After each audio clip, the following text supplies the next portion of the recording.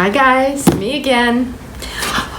Well, in deciding what we would show and share with our audience, it seems that our Instagram account has gotten a lot of love whenever we show some of my collection, things that are resting in these fabulous acid-free boxes. Mike Amato has been very carefully putting some of the more valuable pieces that I have, stuffing them and putting them in boxes, and the pieces that we have are pretty spectacular. So today I wanted to share with you a piece that happened to come to me because of LA Frock Stars.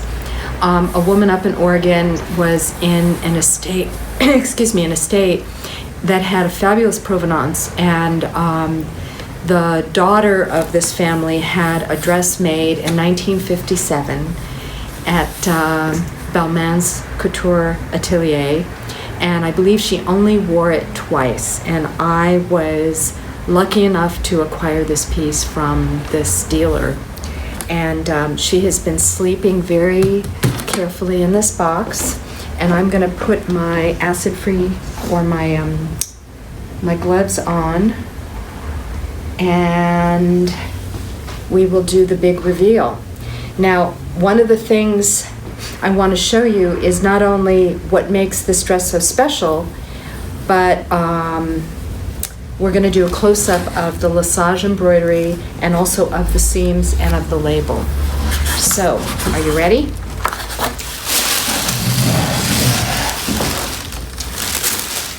So, take a look at this beauty. So what I love about this piece is when we do the close-up, you'll see it's mixed medium. It's sequins, it's glass beads that are basically 5-petal, it's metallic embroidery, it's chenille embroidery, it's cotton embroidery, and it's in near perfect condition. So I want to show you also,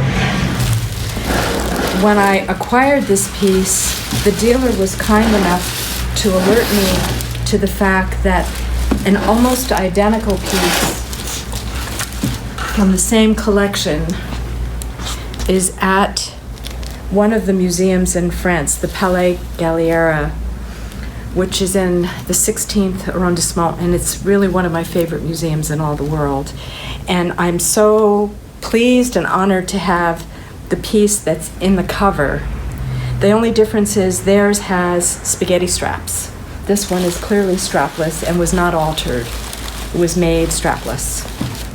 So, let's see. I bet you want to see what the insides look like. So we just rearranged everything so we can give you a better view of this beautiful piece.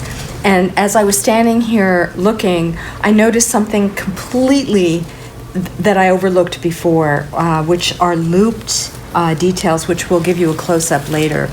But anyway, to see the layers of this magnificent piece. So we have the actual garment, we have the silk taffeta lining, and then we have this crinoline, which is net and then taffeta and then net again, with the whole purpose of allowing the dress to really spread out when you're wearing it. But the best part is looking at all the handwork on the inside, and this is all lissage embroidery, and of course the finished seams, which is notable for any couture piece. So you'll see, I want to do this carefully. It's hard to feel when you have gloves on, but here is Balmain's label, and if you flip this over, you'll see the couture tag, which would be an indication in their books. It'll tell you who this garment actually belonged to. It's 91.613 was the owner. But yeah, I think of all the pieces that I have in my collection, this one stands out for a number of reasons. The condition is spectacular. The artwork is just beautiful. but that it's a cover piece in a museum book, and black is such a common thing in terms of clothing, and I try to avoid solid black things, but it's hard, when you have an affinity for these things, it's hard to pass up. But when you get a piece that has dimension, provenance, and great condition, it's a win all the way. So happy to share this with you. Until next time, bye.